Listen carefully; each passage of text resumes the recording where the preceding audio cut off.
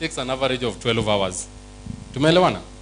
So if your cow came on heat this morning and you put semen the same morning, semen has a lifespan of 12 to 18 hours, then it will start dying. Tunaelewana? But the cow will ovulate after 24 hours. So what will happen when you inseminate the cow, the same time it starts showing signs of heat? The semen will die before the cow does what? Ovulates. So the cow will not conceive. Tumeelewana? When you come late, the ovum will die before the semen arrives. That is why the timing for insemination is optimum. You get optimum results when you follow the AM/PM rule than when you just follow your instincts. You understand? So when that happens, conception happens. Conception, we said, happens in the, doesn't happen in the uterus. Yes, you're right. Fertilization happens in the fallopian tubes. Then how does conception happen in the uterus? Now, after fertilization happens, it's just one sperm cell that has gotten into the ovum. It starts traveling back. At the point of fertilization, it's called a zygote. It will grow to become something they call a morula, a blastocyst, and finally by day 7 it's called an embryo. At this stage, the cell is dividing very fast, and it is traveling from the fallopian tubes through the uterine horns into the uterus. But just at the uterine horn, the same way you go to a garden, you put two, si huwa tunachimba, then tunaeka mbegu alafu tunafunika. Tumesema tumepanda, si ndio? That's how it happens. Have you ever heard of a process called implantation? Yeah? Implantation is the process by which the embryo burrows itself into the inner wall of the uterus. Basically, ni kama huwa inajichimba hapo ndani, then the cells of the endometrium covers it. That is the first attachment between the embryo and the mother. That first attachment is what we call conception. That first attachment is what science calls implantation. When that attachment happens, the mother will form a vesicle around that embryo. There'll be a membrane that will be formed around that embryo, and that membrane will be filled with fluid. Unaelewana? That fluid, number one purpose is to protect that embryo so that there's some buoyancy to it, shock absorption and things like that. And that membrane is what we are calling chorioallantoic what? Membrane. The vesicle is what we call the amniotic vesicle. Basically, there are three membranes, the chorionic, allantoic, and the amniotic membranes. But then it has a fluid with it. So when a cow is pregnant, that process, it takes roughly 30 days to form. When you go to do pregnancy diagnosis to a cow, you will put your hand inside the cow, right?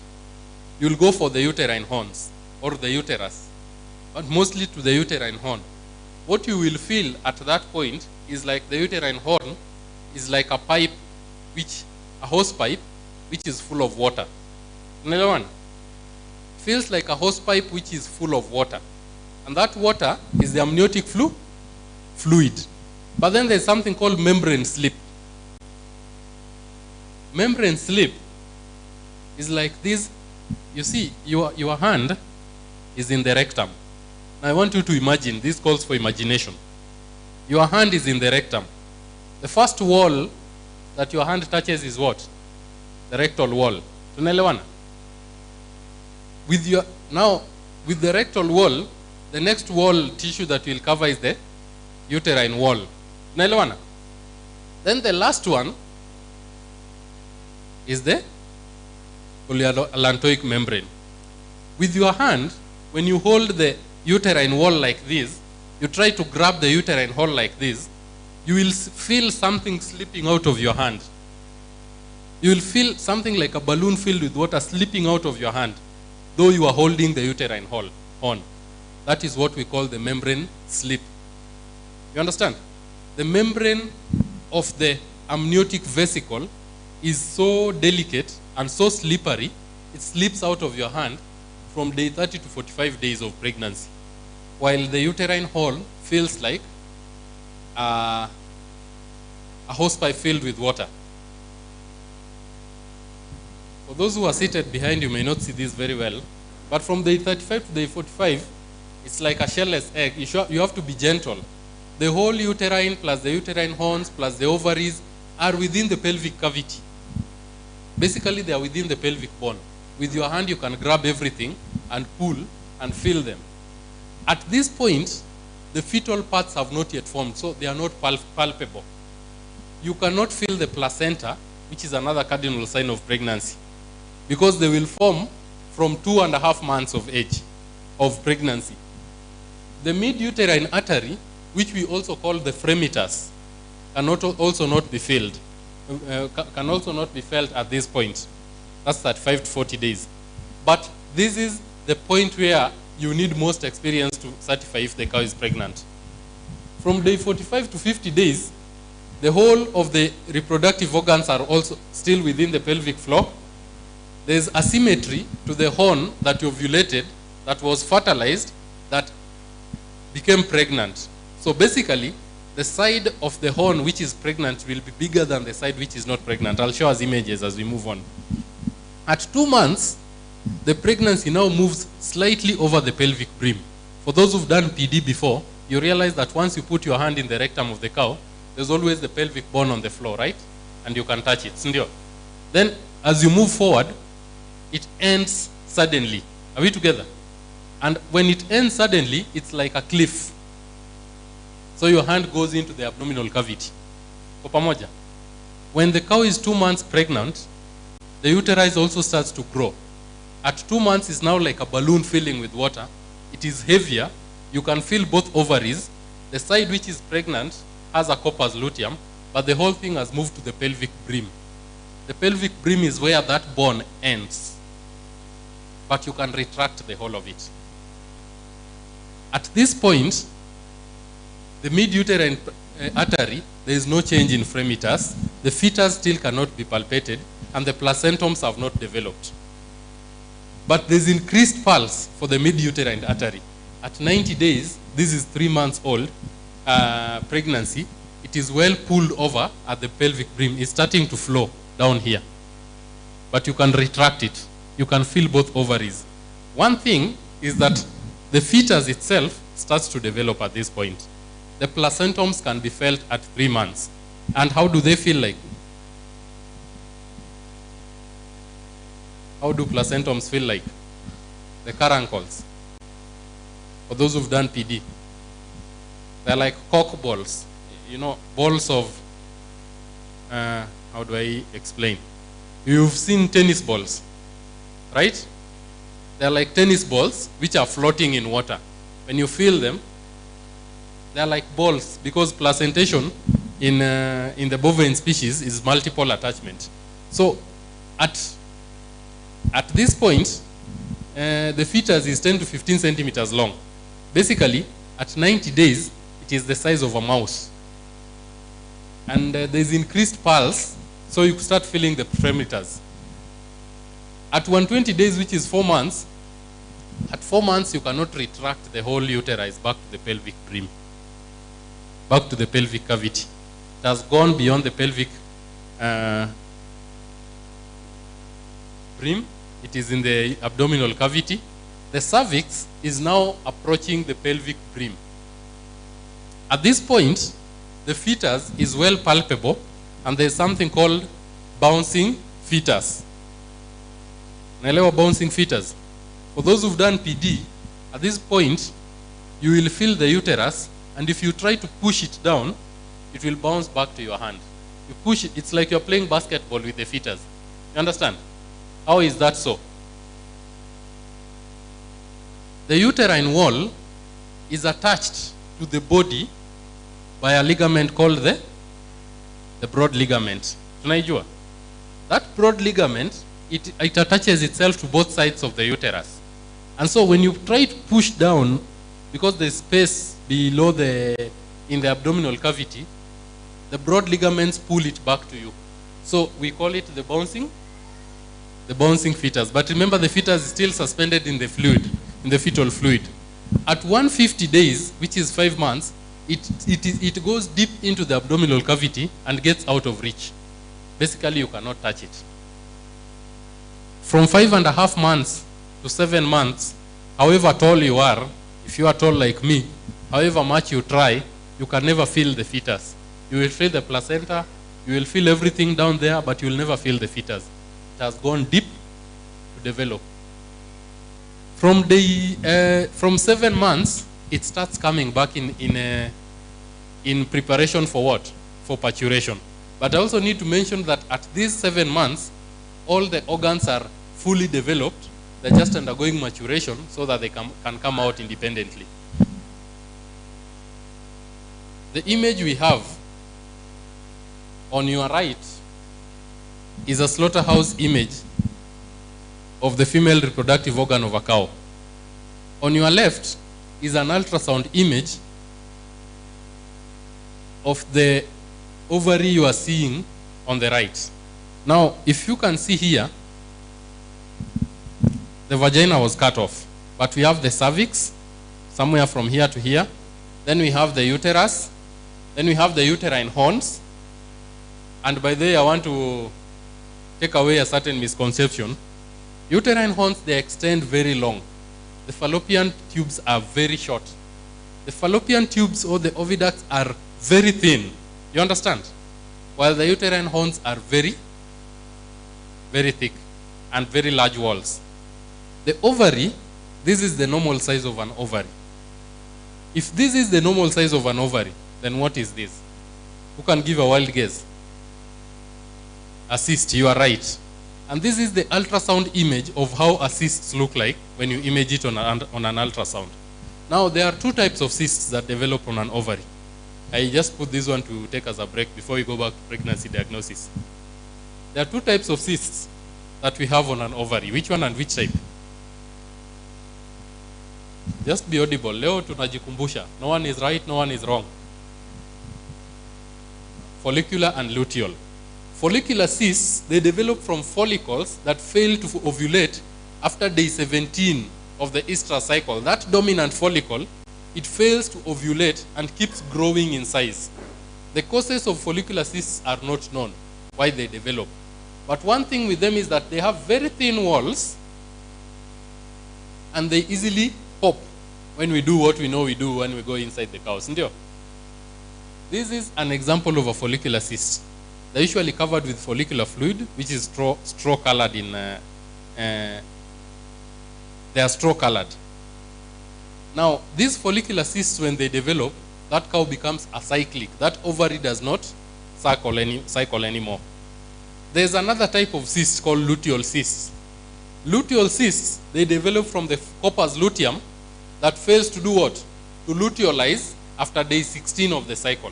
Because the corpus luteum is supposed to luteolize so that the dominant follicle can mature and ovulate, and a new cycle begins again. So when the corpus luteum, under the effect of prostaglandin 2 alpha produced in the uterus, fails to luteolize after day 16 of the cycle, it becomes a persistent corpus luteum. But then when it fills with fluid, it becomes a luteal cyst. Now, the difference between luteal and follicular cysts, other than the process of their formation, is also the size of their walls. Whereas follicular cysts have very thin walls, luteal cysts have very thick walls, and they don't pop even after you try to pop them. Another thing, luteal cysts, they respond to treatments by prostaglandin 2 alpha. Follicular cysts, even if you inject that cow with PGF2 alpha, they will not go away. Melewana? Now I put that slide there just to break the monotony of PD, but I'll come back to it and I'll ask questions. Let's go back to pregnancy diagnosis. Imagine you are a vet, you are standing behind the cow. Can you see the vet's hand? Can you see the pelvic bone? Yes, the vet is standing behind the screen and facing you. Is he using his left or right hand? The left, right? And so what we have is rectal examination and pregnancy diagnosis of a gravid uterus, a pregnant uterus, after 70 days. 70 days is 2 months and 10 days. Now, after 70 days, what we agreed is that the horn that conceived is usually asymmetrical to the one that did not conceive. Basically, the side where ovulation happened, for this cow, who can guess which side it happened? Is it to your left or to your right?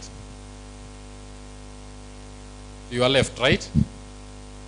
Because it's bigger than the right, the left horn. That's where the vesicle, the amniotic vesicle first developed. And that's where the implantation happened. Number 2, what do we see in the ovary? The presence of a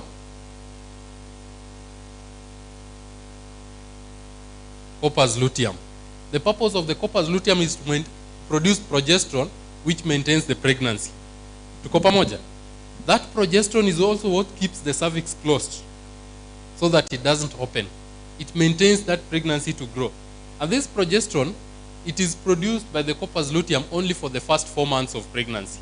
After 4 months, where does progesterone come from? From the placenta. Yes, Dr. Bett. So the first 4 months of pregnancy, the corpus luteum is produces the progesterone, which maintains pregnancy. But then at the 4th month of pregnancy, there's something called a relay. That function of producing progesterone is taken over by the placenta. Now that placenta sometimes fails to produce sufficient amounts of progesterone because it is still developing at the 4th month. While the corpus luteum has reached the point that it is undergoing luteolysis, it is dying. You understand? So out of nowhere, the corpus luteum dies and the progesterone levels goes down because the placenta does not produce sufficient amounts. What happens to the cow? It aborts. Have you ever seen a farmer telling you that I have a cow, this cow conceives very well, gets pregnant, is confirmed pregnant, but every 4th month, it doesn't go past the 4th month. There's no sickness. You understand? That is what is happening to this cow. The relay process of production of progesterone from the corpus luteum to the placenta is not well coordinated. And so this cow is suffering hormonal imbalance, which leads it to abort. What do you think is the treatment to this cow? Progesterone supplementation. But you cannot know when this cow is going to undergo that process. You understand? Basically, that condition is congenital. It is hereditary. It is genetic to this line of cows. So usually the best thing is don't breed that cow. Tell the farmer to cull that cow, however good milker it is, because the daughters will most likely also have the same condition.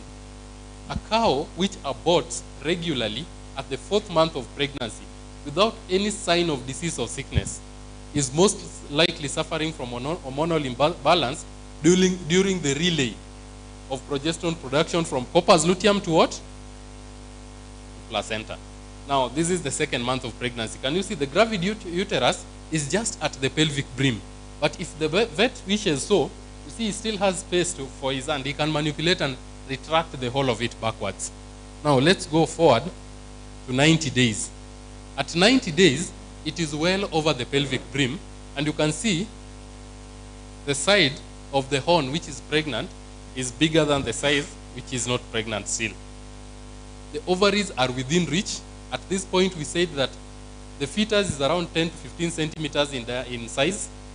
It is the size of a mouse. It can be felt.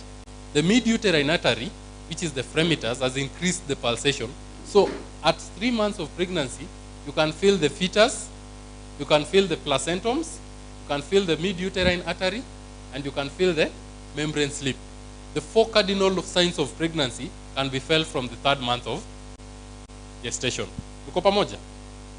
It is just over the pelvic brim, but can be retracted back. 3rd month of gestation.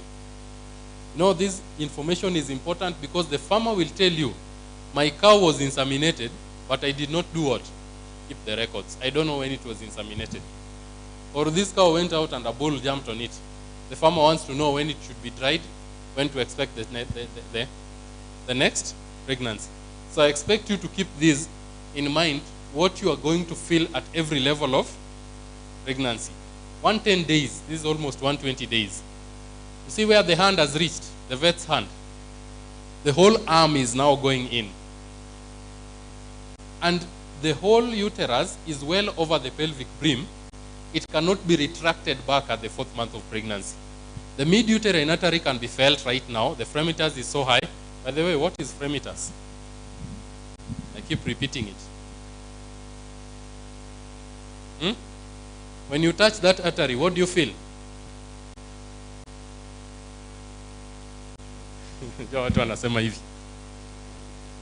You feel this, sindio? Basically, the pulsation of that uterine artery becomes so high, it is like a pump is flashing water through. See, that's what you feel? Yeah, that happens at the 4th month of pregnancy. The placentums can be felt. The carancles are like cock balls floating in the fetal fluid. At this point, the pregnancy is like a small rabbit. It has grown beyond the size of a rat. And you cannot retract it. But you can feel the ovary still. Now, it is going down, and this is the point that I said you can also feel the what? The bouncing fetus. Tunaelewana? And the bouncing fetus, now this was like the dorsal caudal view. Is it? Anatomy. We are going to the lateral view. Can you see the vet's hand? Right? Because imekatwa. The ilium and the ischium zimekatwa so that you can see some things. And I wanted to explain the bouncing fetus. Can we see this ligament? It is what attaches the uterus to the body of the cow.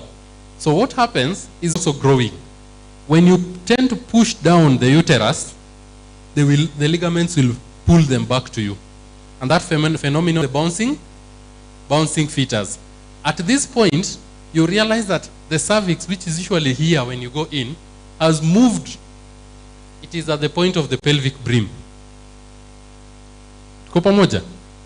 And the bladder, which should sit on the pelvic floor, is now within the abdominal cavity. It is well beyond the pelvic brim. At this point, retracting the whole uterus cannot happen because it is gravid, it is heavy, but you can feel the mid-uterine artery, which is usually like somewhere up here. You can feel the placentums very well. You can feel... Okay, let's continue. I'll explain that as we move on. This is towards the end of the 4th month of gestation, more or less the same as what I felt. But this is the point at the end of the 4th month of gestation that you will be able to feel the fetus, the last point. When you go to the 5th month of pregnancy, remember your hand is in the what? The rectum. And so the rectum also has a limit to which it can stretch. It cannot stretch beyond a certain level. So at this point, the whole uterus has moved deep into the abdominal cavity. You will feel the placentums. The cervix is past the pelvic brim now. It is not in the pelvic brim. It is past the pelvic brim. It is so large that retracting the whole uterus becomes impossible. This is the point you can never feel the fetus. At 5 months of pregnancy, you can feel the placentums, but you will never feel the fetus. Retracting the fetus becomes impossible. The cervix is past the pelvic brim. You will never feel the ovaries at this point. They have gone. Melewana. At this point, production of progesterone is 100% being done by what? The placenta. Then towards the end of the 6th month, it starts to come back in preparation for parturition. But when it's coming back, this is the point that you also start to feel the distinct fetal parts. Basically, you can now tell which organ or which part of the body I am touching. And then at the end of the 7th month, towards up to parturition, you can feel the whole fetus, you can feel the number of fetus, and you can do something called a fetal viability test. Fetal viability test is to test if the fetus is alive or dead. How do you determine that? Yes, you... You are enthusiastic in answering. How do you know that a fetus is alive? Mama, it was him. Huh? You pinch. Exactly. When you pinch the elbows or the hooves or any part of the body, because the nervous system is also fully developed, what does it do? Inashtuka, sindio? That's number one fetal test. The other one you can do is, what happens when you put your hand in its mouth? It will suck. That's another fetal test. You understand? And so fetal viability test is good to do, especially when the cow is suffering dystocia, and you want to determine whether you should save the fetus or do fetotomy. You understand? You elect whether to save both the fetus and the mother, or if the fetus is already dead, you only save the mother. So it helps you to determine whether you are going to do cesarean section or you are going to do fetotomy. It also helps you to know how the fetus is aligned. Because with your hand right now, you can check, you can determine that this is the head I'm touching. These are the limbs. And the limbs, you can know how they are aligned. We know that there's a way that if a cow is aligned, it cannot successfully give birth, right or wrong? Yes, so you can push it and realign it for a successful parturition. The next method, that was transrectal palpation. The next method we are going to do is called transrectal ultrasonography. This is the method. This method is usually aided by the use of a machine called an ultrasound. And with me here, I brought an ultrasound machine. Sorry, it was used yesterday, so it's a little bit dirty. It wasn't cleaned. This model is called a Mindray, DP50 Mindray VET.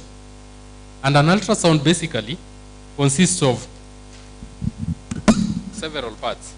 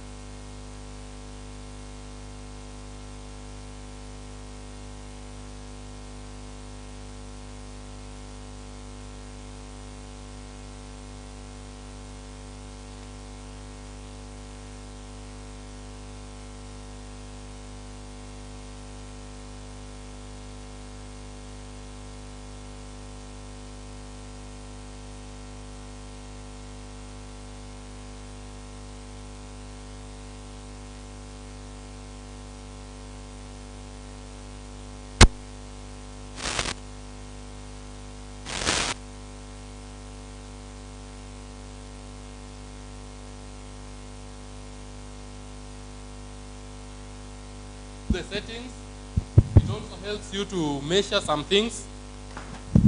Basically, the keyboard is what you use to control the ultrasound. Kwa pamoja?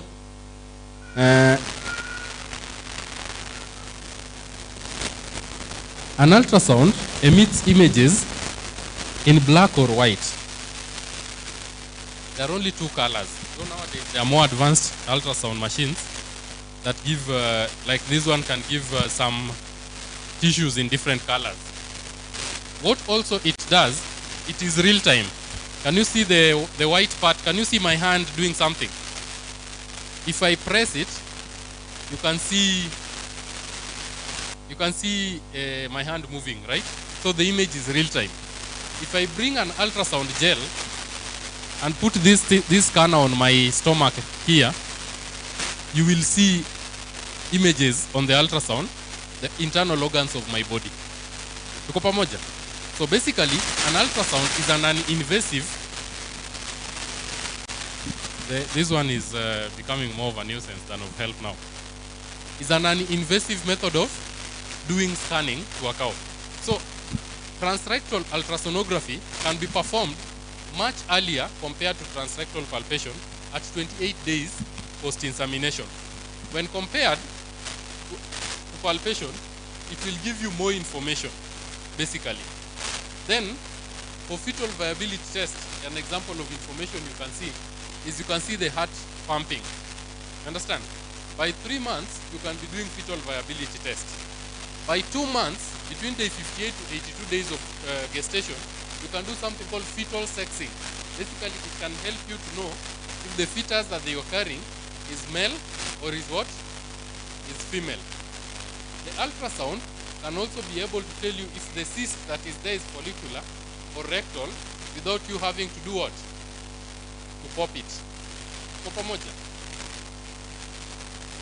It didn't have a battery. I didn't charge it, so it may die anytime soon. Yes, you can put it here.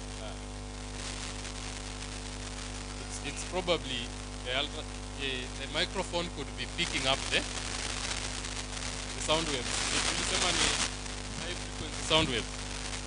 Yeah, you never know how physics works, but we are doctors, not. So with an ultrasound, it can detect the. Let me just switch it off because you are not using it.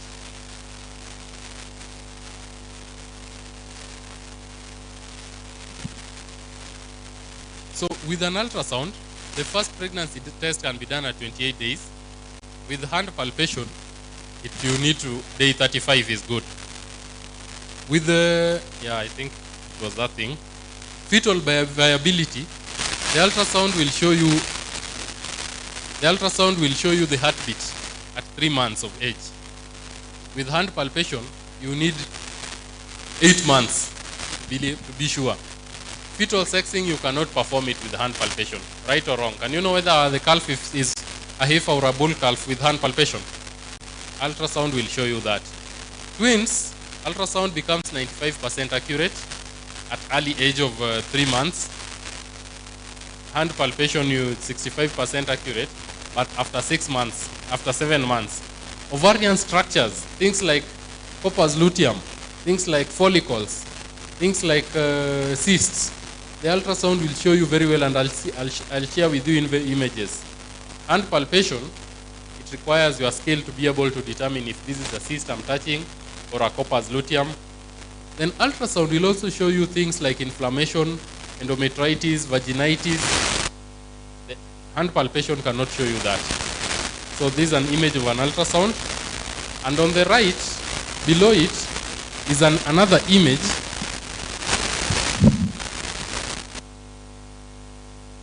What you are seeing here is an ultrasound image using now a concave scanner. And what is this? A cyst. So basically, always remember this. Fluids, they don't reflect sound waves. They are anechoic. They will never reflect back sound waves. And so they appear black in color. So every time you see black, what are you looking at? Fluid. Tissues reflect sound waves depending on the density of the tissue. They have various degrees of reflection. And so they'll have different degrees of grayness. Different degrees of grayness. Tunaelewana?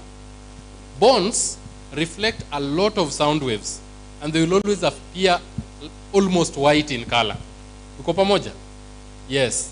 So here, you can see we have an ovary. We have black in color.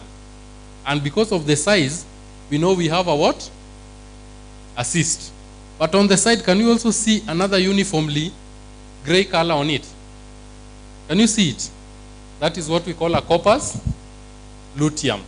It is a uniformly gray structure in the ovary, and the purpose of it is to produce progesterone. So you remember what I said, after ovulation, that follicle, it remains like a hole. Tunaelewana?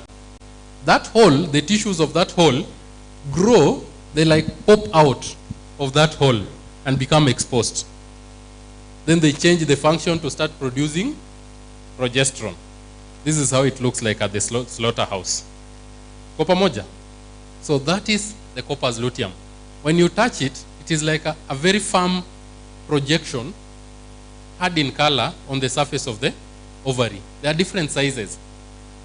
So this is a corpus luteum, this is a corpus luteum, and these are follicles.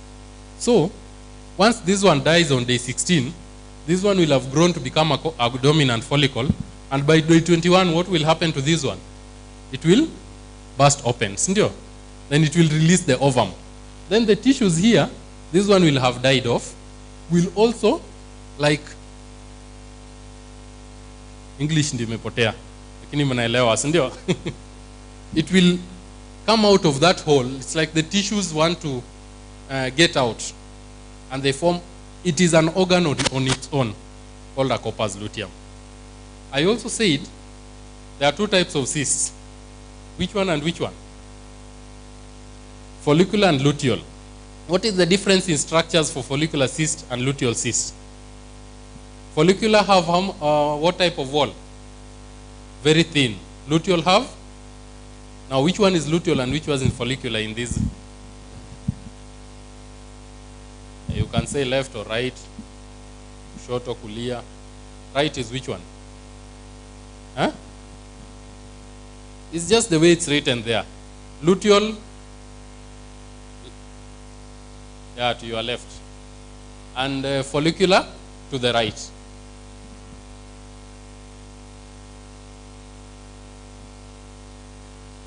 I also said that after implantation, what happens next is a vesicle forms, and this vesicle, it is filled with fluid.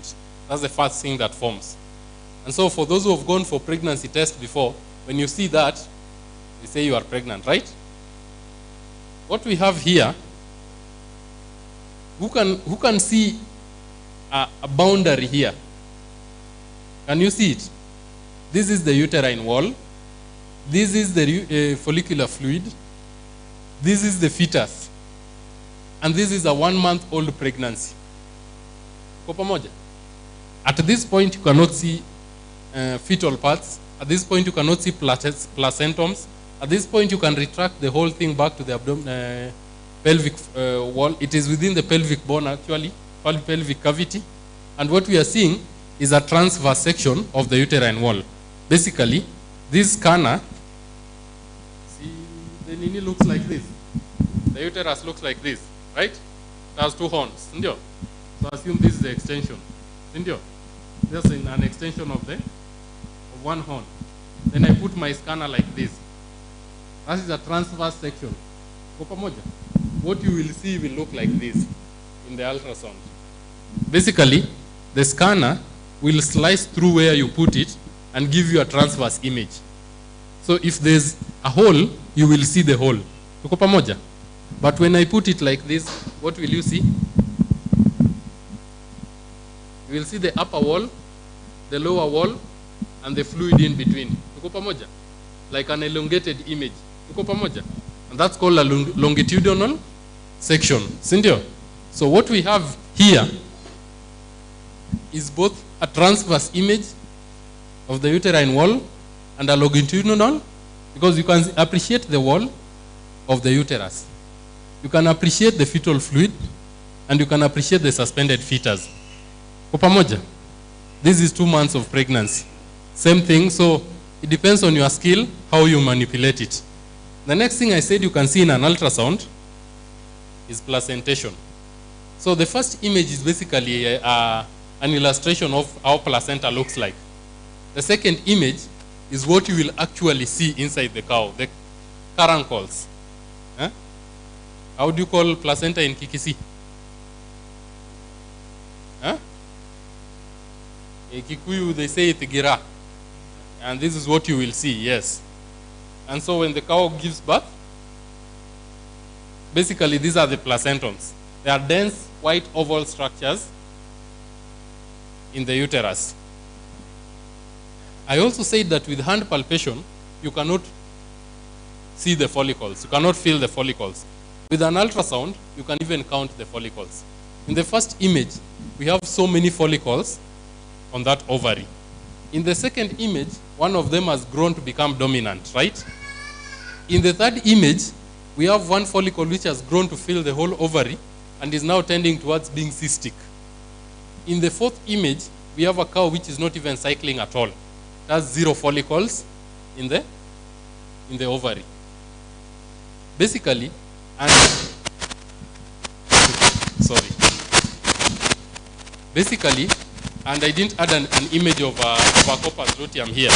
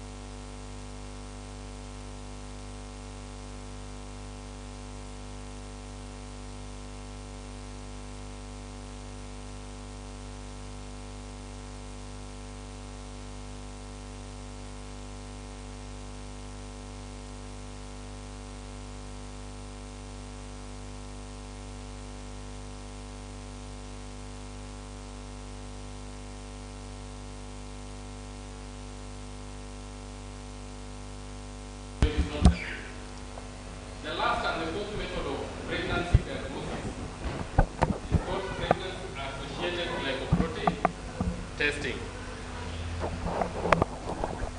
Now, pregnancy-associated glycoprotein testing, so this is for those who are watching online, not us.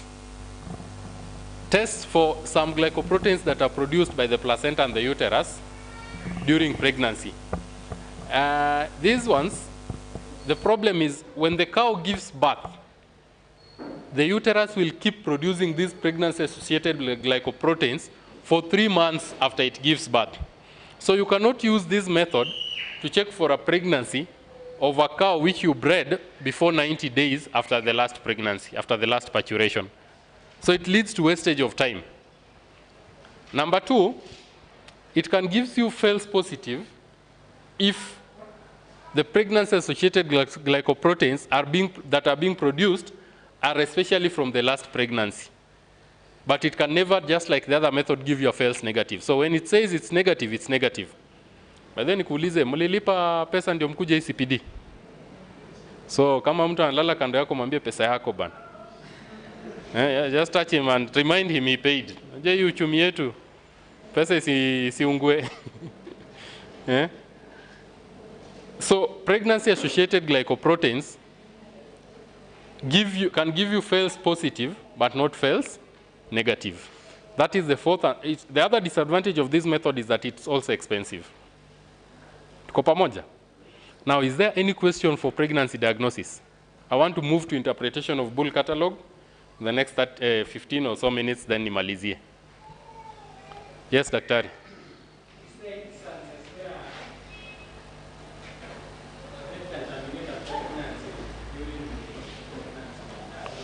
Yeah, are there instances where a vet can terminate a pregnancy during pregnancy diagnosis? Yes. How? Huh? If you interfere with the corpus luteum, yes. That's number one. Number two? If you rupture the membrane, when you're doing a membrane slip and you rupture the amniotic vesicle, what happens? You terminate the pregnancy, right or wrong? That's why you're told to be gentle. And if you're doing a membrane slip na unyonge hiyo ndama, si utakuwa umeua. Let me give you a story. One day, this was back in 2014, we were just young vets, we had just graduated, and we used to do a lot of clinical work. So we used to go and sit at a certain agrovet in Kitengela. Then Masais would come for us. That was strategic. Unajua unakaa penye Masai atakuja kutafuta daktari. And then the Masais would come, and my cow is this and this, then you go with this vet, go with this vet. So one day, this Masai comes to us and tells us, my cow has been giving birth since yesterday, and the ndama has refused to come out. Could you please take us there and help me to salvage? The ndama is still alive, the cow is also still alive. Where is the cow? The cow is in Konza. Back then they had just fenced Konza and there was no construction going on. So he had a big car, he put us in his car, and he drove us like 50 kilometers into Konza. Ilikuwa huko ndani ya Konza, huko karibu na mwisho ile ngambo ingine. When we got there, yes, the cow was there giving birth. The ndama was there, but the mandibles of the cow were on the ground. You understand? The Maasai had gone with a rope, tied it on the diastema of the, so you know that space in the, they were trying to help the cow to give birth. Then they pulled. They only came out with the mandibles. The calf remained. So the man wanted us actually to stitch back the mandible. Basically, what I'm trying to say is that even when you are doing manipulation, you have to be gentle and you have to know what you are doing. Sawa. Another story is when another vet also was called, for those who know Professor Suma, was called to go and help a farmer to, it was another case of dystocia. The farmer was like, hatujaguza hata huyo ng'ombe. When Professor Suma went in, the first thing he came out with was a rope.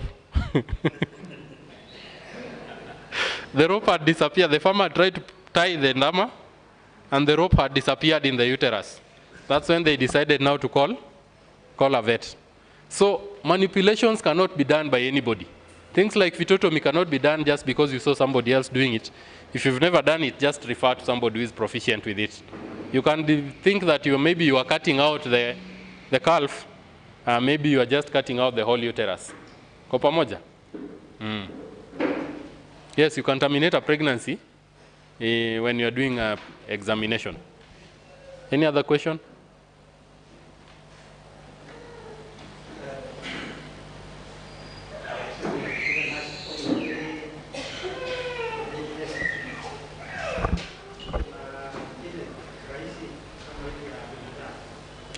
Now, yes, mostly binadamu, human beings produce something called human chorionic gonadotropin. Horses also produce something called equine chorionic gonadotropin. Cows don't produce any chorionic gonadotropin. And so that strip ya binadamu, it just measures for that chorionic gonadotropin. When it's present, the cow is pregnant. We've seen strips used for animals, right? But they've yielded false positives a lot. And that's what is this, what is on the screen. The strips that we use measure for pregnancy-associated glycoproteins. The only reason why they've never taken off so well because they are not 100% accurate. They have a lot of false positives. And then they are also pricey to test for these glycoproteins or to test for progesterone. They are both pricey. So as at the moment, the strips are there, but they have low accuracy and they are pricey. Yeah. But they are not measuring for gonadotropins as in humans. Because in the humans, the chorionic gonadotropin is produced by the placenta, and the placenta can only be present if there's a pregnancy. Right or wrong? Yes. A last question before we move on.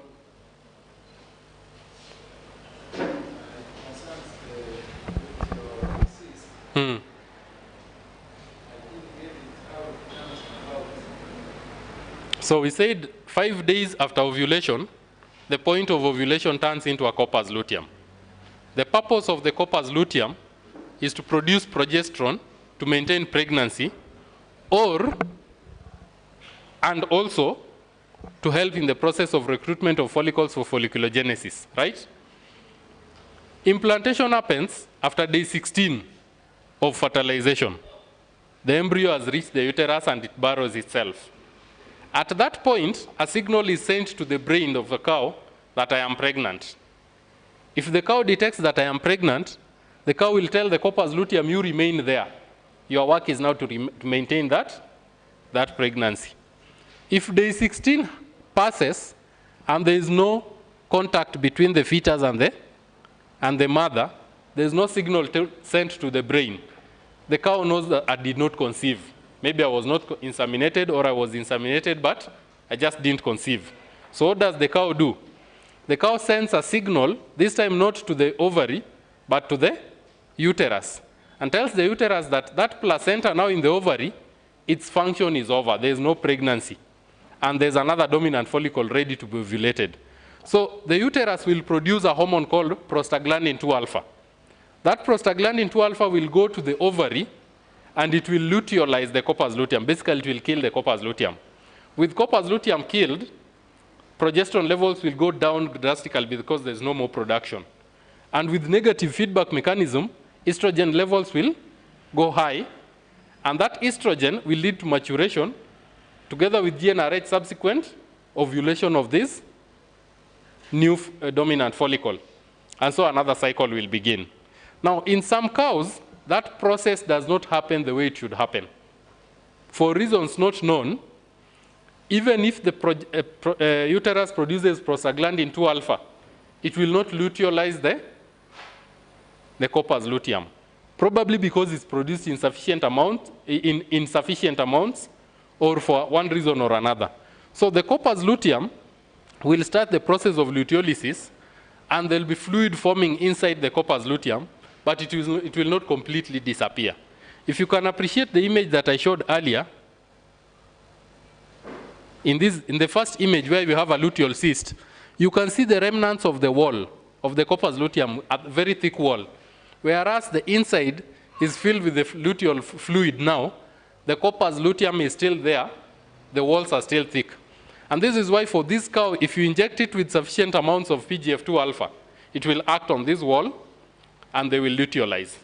And so within 3 to 5 days, these corpus luteum will disappear completely.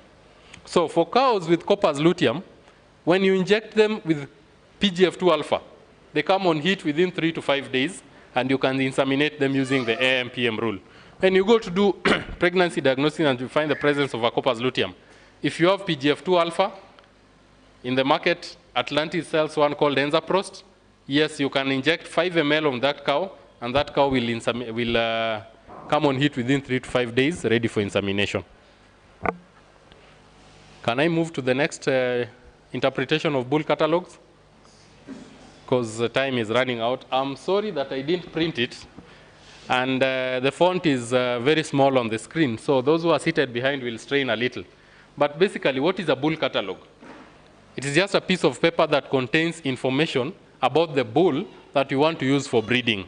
Right now, we are in KISII, but we can use a bull which is being kept by a farmer in Wisconsin, Madison, USA, and the bull is still alive, and we are alive in the KISII at the same time, and we are using semen of the bull. Tuko pamoja? Because that semen nowadays is easy to collect, process, store, and transport. And so you as a vet here, you can use that semen to fertilize the bull. Now on our screen, that bull, we only select it for breeding our cow because of what we know it can produce. There are some things we see in that bull that the daughters have shown that we want, we like. So for this bull, what's the name of this bull specifically? This is a bull currently in Madison, USA, being sold by Genex and currently in stock at Atlantis Life Science. Hii ukienda hapa Inokem utaipata, Moondance. They have stock for this bull. The name of this bull is called Moondance. Now, a bull catalog contains information in 4 categories.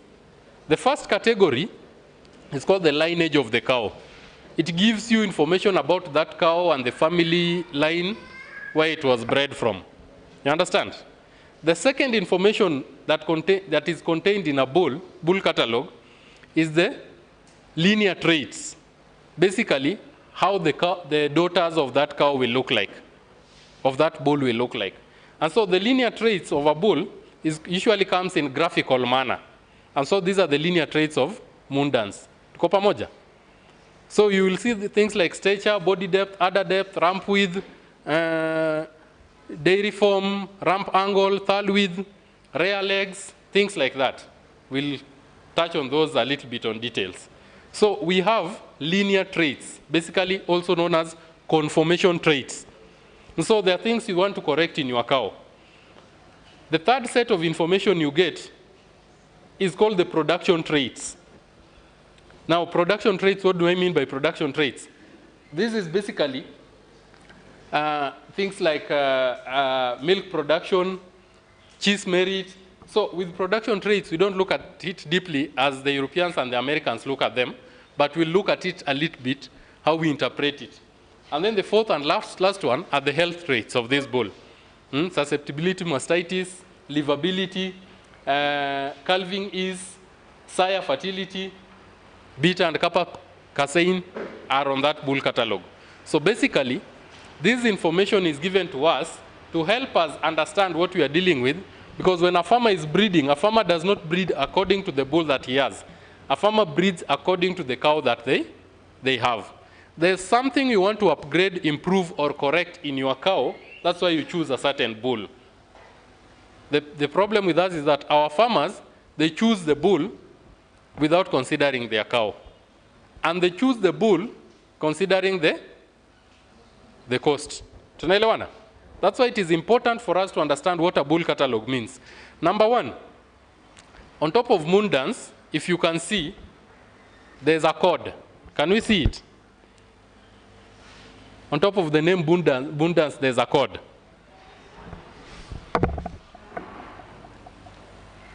This one here. So every company is given a code. Every country has a code. Every breeder has a code. H points for all same.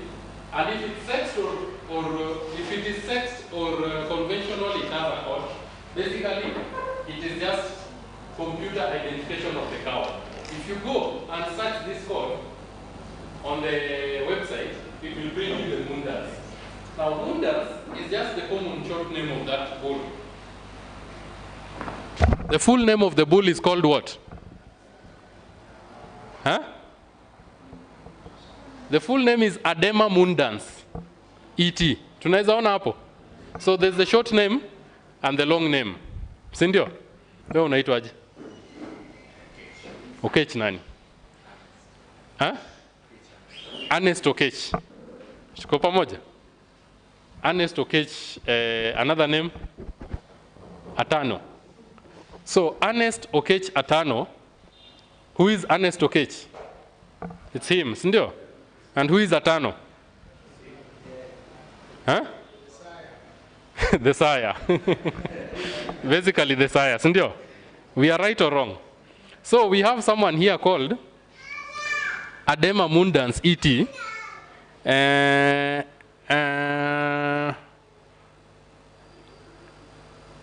The full name is Adema mundans. Down there, below it, you also have some names. It's who, and who.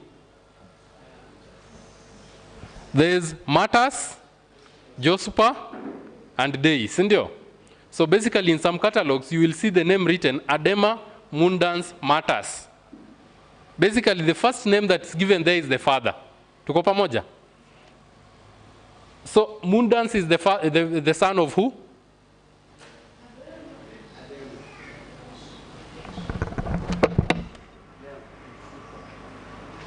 Adema mundans is like Ernest Okech. Matas is the name I asked him and he said is Atanu.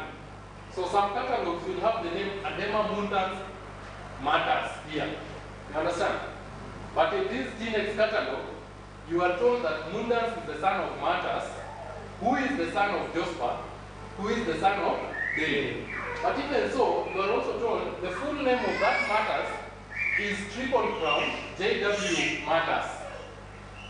And the mother of Mundans is called Kok Adema Josu. You understand? So Mundans took the mother's name. Kwa pamoja. Lakini kwa ukoo ya ng'ombe, in the lineage of cows. Now, Mimi, you know, me, I'm a Luo. I have 2 English names. Eric Gregory. But I have 3 Luo names. Onyango, Olo, Awanda. Now, Onyango is who? No, Onyango is me. I must have my own Luo name. I was born in the morning, so they called me Onyango. Who is Olo? Olo is now my father, sindio? And who is Awanda? My grandfather. They named me all of them, full lineage. Onyango, Olo, Awanda. Tunaelewana? But who is Awanda? Is my grandfather from the father's side, sindio? But with cows, they take the fathers from the mother's side. Ukoo inafuata side ya mama, si ya baba. So, if it is you, you will take your father's name and your grandfather's name on your mother's side. Tumeelewana? Why is that information is important? So that you avoid something called inbreeding. That's why he also told the mother of that cow. So that you don't breed daughters of Matas using Jospa. Don't, if in your farm you once produced both daughters using Jospa, then you are being told now, Mundans is the son of Jospa. Don't use Mundans to breed his brothers, his sisters. Tumeelewana? You also told Dei or Jospa, if you used them in your farm, avoid Mundans at all. So you are given up to 4 lineages. That's it for the lineage. You are given that information basically to avoid inbreeding or line breeding. Now, number 2, something you will see in a bull catalog is now what you see there in, if you can see CDCB, it means Council for Dairy Cattle Breeders of America. HAUSA is Holstein Association of America. They produce this information every 5 years, and they update it every 5 years. Now, there are some things there which are not applicable to us. When you see them in a catalog, forget about them. And things like net merit cheese, net merit in milk, cheese merit in milk. Then the milk is where the farmers look at. For Mundans is how much? Watu wamekaa mbele. What's the milk production for Mundans? Plus 521. And what's the milk production for Uncharted? Plus 1514. Now, if a farmer tells you, I want a cow with a lot of milk, which one will you go for? Uncharted or Mundans? Now, I want to take your mind away from this issue, that thinking that because this is plus 15.4 is more milk than plus this other one. Everybody take out your calculator. Every 5 years, the Council for Dairy Cattle Breeders updates the information in the US, and the Holstein Association of US gives the average production for bulls in that country, US and Canada, for the next 5 years. Right now, as we speak, the average production of a Holstein cow in 305 days of lactation in the USA is 27,000 pounds and some hundreds. I don't have the hundreds in my figure. But it's 27,000 pounds approaching 28,000 pounds in 300 days of lactation. Tuko pamoja? 28,000 pounds converted to kilograms, you divide by 2.2. Inakuja ngapi? 12,000 and something in 305 days of lactation. Now, if you want to get the daily production is how much? You divide by 305. Inakuja ngapi? 41. You understand? Now, if you want to calculate the production of moon dance, you take that 28,000 we started with, you add 521. Somebody do moon dance plus 521, somebody do uncharted plus 15. 1543. 1514. Nakuja ngapi? Moon dance is how much? Huh? 42.2. 0.5. Uncharted is 28,000 plus 1514 divided by 2.2 divided by 305.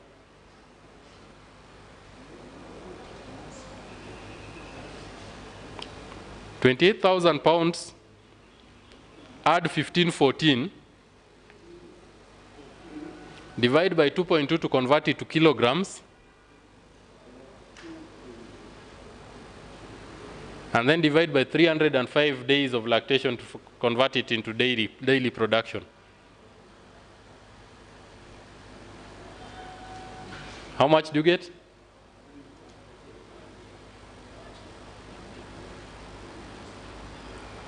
Hii ya pili imekuwa ngumu. Huh? 43.9. That's uncharted. While moon dance has 42.5. See, the difference is actually 1.5 liters. Right? That 1.5 liters, the farmer will go for it, but there's something called parental average. If the farmer has a cow which is giving 8 liters, and then he breeds with moon dance giving 42 liters, total becomes 50 liters. You divide by 2, you get how much? 25. That's called parental average. That is what we expect in the daughter. But we know that also management and nutrition is a challenge in our country. So the farmer may not even hit that 45. The farmer will 25. The farmer will hit maybe around 15. Tuko pamoja? For uncharted, the same story. This brings me to the next. Forget about this ease of calving, sire fertility. We don't look at that. The other thing the farmer should always be looking for in his farm is this one here, called linear traits. Because it is what the farmer can see, and it is what the farmer can interpret and relate with. Now, there's something in a cow. You'll allow me to put this one down. When you look at a bull from the back here, just behind the ribs, to down here, just behind the ribs in front of the udder. This distance here is called body depth. Body depth will give you an idea of how big the rumen is. You understand? And the rumen, a cow with big rumen, will eat a lot of food and go and sit down. We assume that a cow which is full and is sitting down is making a for us what? Milk. A cow with small rumen will always sit at the feeding trough eating.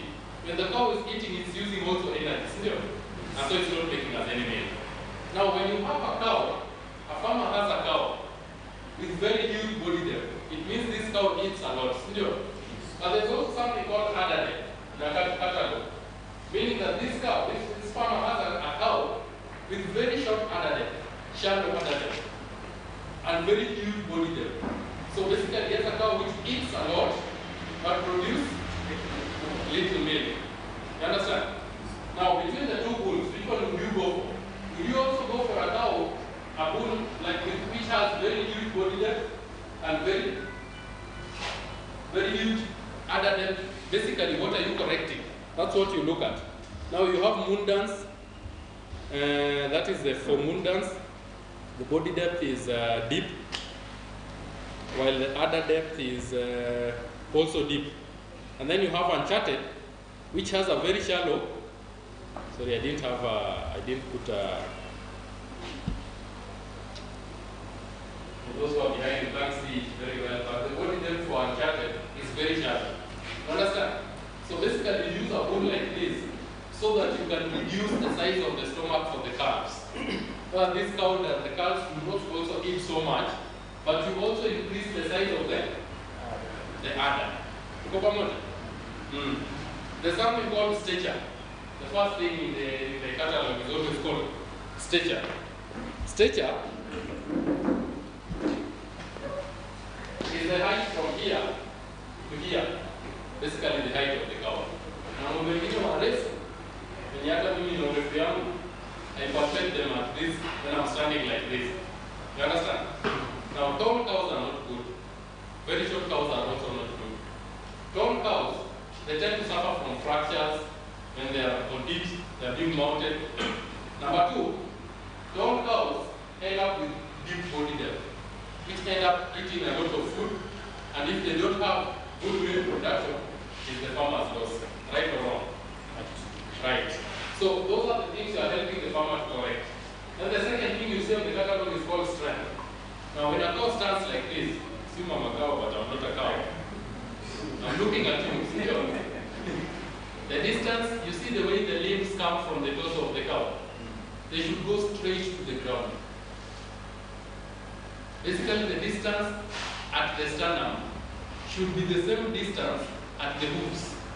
They should go straight to the ground, both for the front limbs and the hind limbs. When it is like this,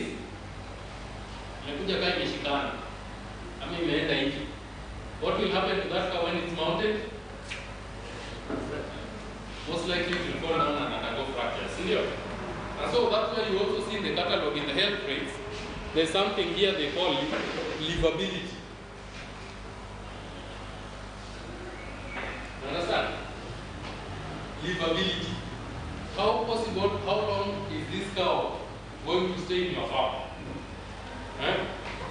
There are some cows which they have the average days, I think it's 9 years or something, that the cow is expected to stay in your farm. But some cows, you are told that because of the way it is, the traits are, the health traits, it is most likely to die before it reaches that age. So things like that determine the livability. But then also, if you look at moon dance, no, let me put this image. This is an image of moon dance, which is the date of birth. Those who are in front, those who have good eyes. 2017, 10th of December, Sindio? And what's the date of birth for Uncharted? 2020. Naelewana? Then you can see for moon dance, born in 2017, you are also told down there that it has daughters, 24, 25 daughters, meaning they started collecting semen from it long time ago. And then over the years, they've tested 2,425 daughters in 214 herds across America. That's called progeny testing. And so they are telling you that whatever information that we have in this bull catalog for moon dance is 99% accurate. We trust it so much because it has been proven in 2,400 daughters across 214 farms across America. And so this information, which is usually given on DNA, this is called genomic. There are 3 ways of knowing the traits of an animal. Number 1, they take the DNA, they test it, they compare it with others, then they give you a genomic testing bull catalog. And that's what we have for Uncharted. As the bull grows, they try also that on daughters. Then they test the daughters and confirm. Now you can see Uncharted born in 2020, the daughters are now on Dionicama wanakuwa yearlings, sindio? So they've not been tested. So they are telling you for the information for Uncharted. Wait a minute. The information I want to give. Yes, for milk, for Mundans, you can see information is 81% reliable because it has been, no, this is uncharted. But when you go to Mundans, it is 99% reliable. So basically, the older a bull grows, the more progeny testing they do in its daughters, and the more reliable that information is, so you can use it. But with time, they discontinue the presence of that bull. Now the rest of the traits, linear traits and everything, I'll challenge you to go and learn for yourself. Otherwise, that's the end of my presentation. I'll take more questions on linear traits, then I'll stop there. Is there any other question?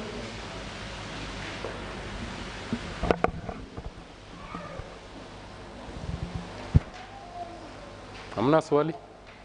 Ama mimi niulize?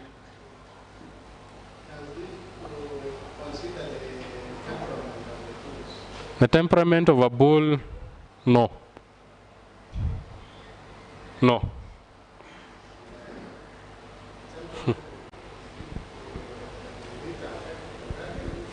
Temperament will affect livability. Production, I don't know. Yeah.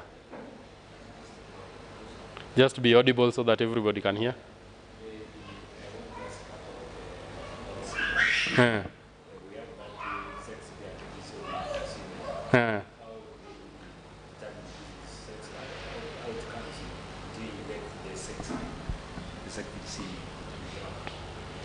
How do we end up with sexed semen?